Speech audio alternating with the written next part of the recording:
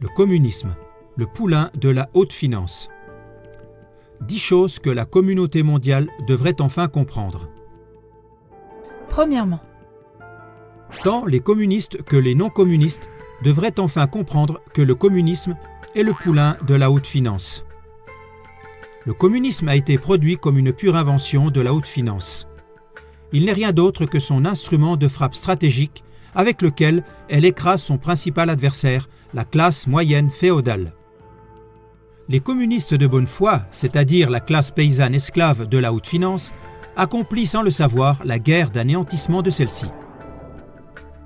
Tout comme les chrétiens sincères ont toujours servi sans le savoir certains seigneurs de pouvoir et seigneurs d'église avides, les communistes sincères ont depuis toujours servi le capitalisme d'État pur ou bien certains capitalistes d'État. Tant les chrétiens de bonne foi que les communistes de bonne foi ont donc toujours été utilisés comme victimes et en même temps auteurs, et ce sans le savoir.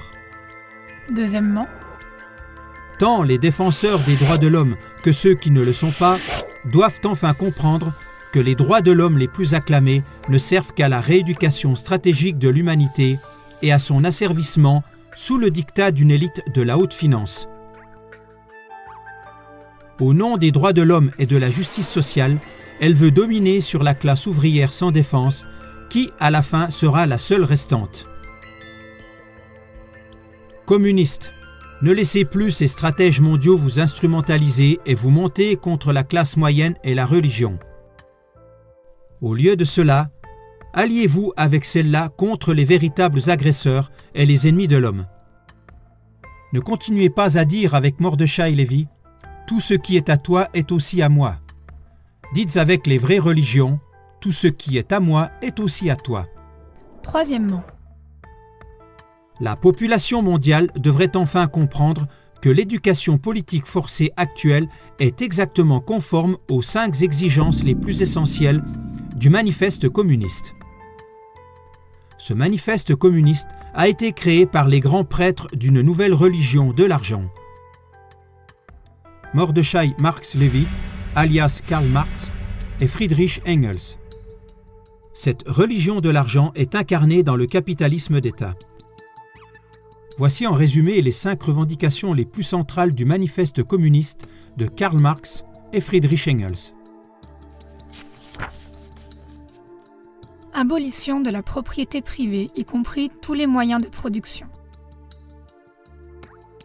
Abolition de la famille, le but étant que l'éducation sociale remplace l'éducation parentale et à la maison. Abolition des nationalités, en faveur de l'internationalisme. Abolition de la religion et de la morale. Abolition de toute monarchie au nom de la démocratie. Quatrièmement, La population mondiale trompée devrait enfin comprendre que le cri pour la démocratie a été l'appât principal du capitalisme d'État camouflé en communisme dès le début. Lors de sa Révolution française, la haute finance franc-maçonnique avait déjà utilisé ce cri pour la démocratie comme un appel idéologique à la bataille. Tout le concept communiste de la haute finance n'est donc rien d'autre qu'un programme stratégique visant à abolir toutes les structures sociales et toutes les structures de pouvoir éprouvées.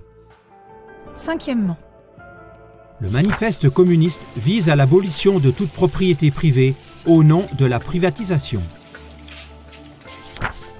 sixièmement, Le manifeste communiste vise à l'abolition de tous les droits nationaux au nom de la démocratie. septièmement, Le manifeste communiste vise à abolir la famille et bien d'autres choses au nom de la protection de la famille et de l'enfance. huitièmement, En résumé, une société secrète, c'est-à-dire une secte luciférienne qui opère sournoisement depuis plus de 100 ans, poursuit le but d'un gouvernement mondial unique, d'une religion mondiale unique et d'une morale, et ce d'une manière audacieuse au nom de liberté, égalité, fraternité. neuvièmement, Si la communauté mondiale, avec les communistes sincères, veut continuer à tolérer la socialisation de ses propriétés, terres, biens et moyens de production à travers ce système troyen de la haute finance, eh bien qu'elle continue à laisser faire cela en toute impunité. Si la communauté mondiale, avec les communistes sincères, veut continuer à servir ses stratèges mondiaux et à payer les conséquences de l'éducation dans leur pays par la dissolution de la famille traditionnelle et des sexes, eh bien qu'elle continue à lutter contre des partis innocents plutôt que contre les véritables auteurs de la division.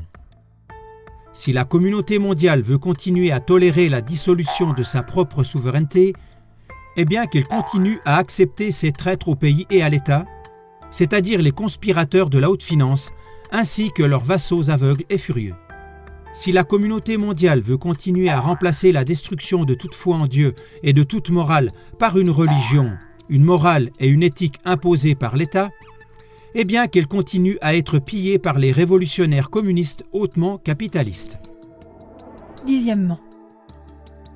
En bref, si la communauté mondiale veut échanger toute autarcie contre le gouvernement unique mondial d'une secte de la haute finance camouflée en communisme, eh bien qu'elle continue à se laisser voler le reste de liberté et de gestion autonome par cette société secrète esclavagiste, insidieuse et sournoise.